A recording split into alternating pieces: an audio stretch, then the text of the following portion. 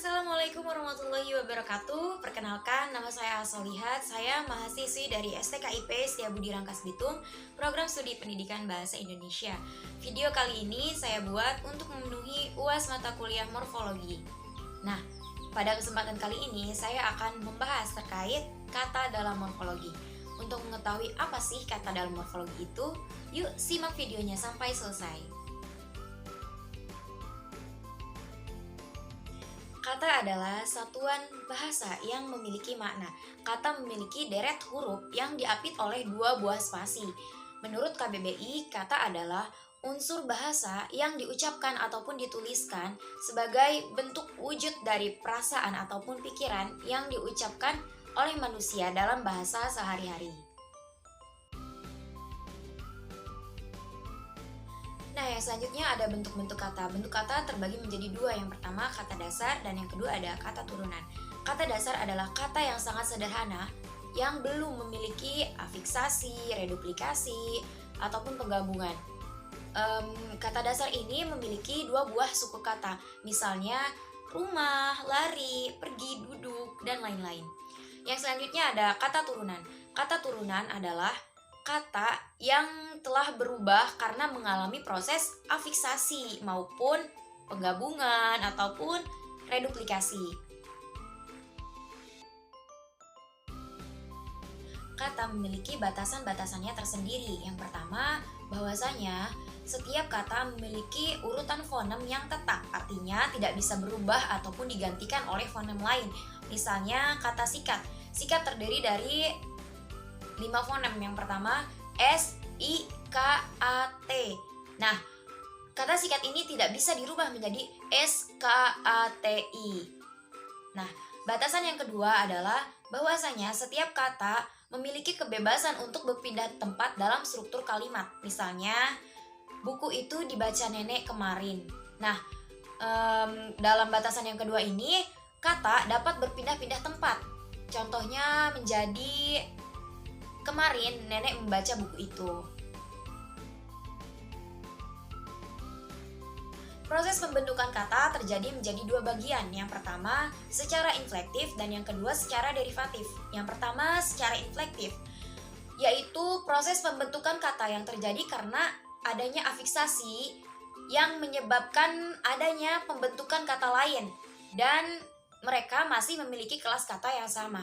Contohnya kata buah menjadi buah-buahan. Nah, kata buah-buahan ini adalah bentukan jamak dari kata buah. Yang kedua, ada pembentukan kata secara derivatif. Nah, secara derivatif ini maksudnya adalah proses pembentukan kata yang terjadi karena proses afiksasi yang menyebabkan adanya bentukan lain, tetapi mereka sudah dalam kelas kata yang berbeda. Misalnya kata pukul berubah menjadi pemukul. Nah, dari segi maknanya mereka sudah memiliki makna yang berbeda. Kata pukul memiliki makna yang umum. Pukul apa? Karena belum dihususkan. Kalau kata pemukul, ia sudah mempunyai makna yang khusus. Artinya adalah orang yang sedang memukul. Kata diklasifikasikan menjadi dua bagian. Yang pertama ada kelas kata terbuka dan yang kedua ada kelas kata tertutup.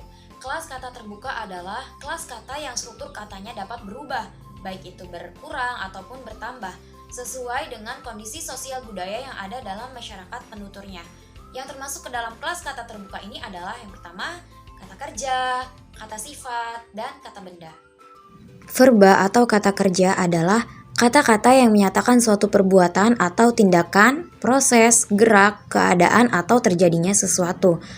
Biasanya, verba menduduki fungsi sebagai predikat dalam kalimat. Ciri-ciri kata kerja dalam bahasa Indonesia adalah kata tersebut dapat diperluas atau disisipi dengan kelompok kata lain. Misalnya, kata kerja plus dengan plus kata sifat atau plus kata benda. Misalnya, berjalan dengan cepat, berbicara dengan dosen, dan lain-lain. Adjektiva atau kata sifat adalah kata-kata yang dapat diikuti dengan kata keterangan sekali, serta dapat dibentuk menjadi kata ulang berimbuhan gabung se-nya. Ciri-ciri kata sifat yaitu pembanding, contohnya lebih, kurang, dan paling. Yang selanjutnya ada penguat seperti sangat, amat, benar, dan sekali. Nomina atau kata benda adalah nama dari semua benda dan segala sesuatu yang dapat dibendakan. Ciri-ciri kata benda adalah semua kata yang dapat diterangkan atau diperluas dengan menambahkan yang plus kata sifat. Misalnya, rumah yang besar, batu yang keras, dan lain-lain. Yang selanjutnya ada kelas kata tertutup. Kelas kata tertutup ini adalah kelas kata yang sangat terbatas, tidak memungkinkan untuk bertambahnya atau berkurangnya struktur kata yang ada di dalam kelas kata tersebut. Yang termasuk ke dalam kelas kata tertutup ini adalah preposisi, konjungsi, kata sandang, interjeksi, artikula, dan lain-lain. Adverbia atau kata keterangan adalah kata yang sering dipakai untuk menjelaskan jenis kata lainnya. Kata adverbia juga adalah kata yang menerangkan predikat verba pada suatu kalimat. Pronomina atau kata ganti adalah kata yang dipakai untuk mengacu kepada nomina lain dalam struktur kalimat. Kata ganti dibagi menjadi beberapa bagian. Yang pertama, pronomina persona adalah pronomina yang dipakai untuk mengacu pada orang pertama, kedua, dan ketiga. Yang selanjutnya ada pronomina penunjuk adalah pronomina yang menyatakan atau mengacu pada nomina lain dalam kalimat. Yang selanjutnya ada pronomina penanya adalah pronomina yang dipakai sebagai pertanyaan. Dari segi maknanya yang ditanyakan dapat berkaitan dengan orang, barang, ataupun pilihan. Numeralia atau kata bilangan adalah kata yang dipakai untuk menghitung banyaknya sesuatu hal yang konkret. Contohnya orang, binatang, ataupun barang. Konjungsi atau kata sambung adalah kata tugas yang menghubungkan dua satuan bahasa yang sederajat.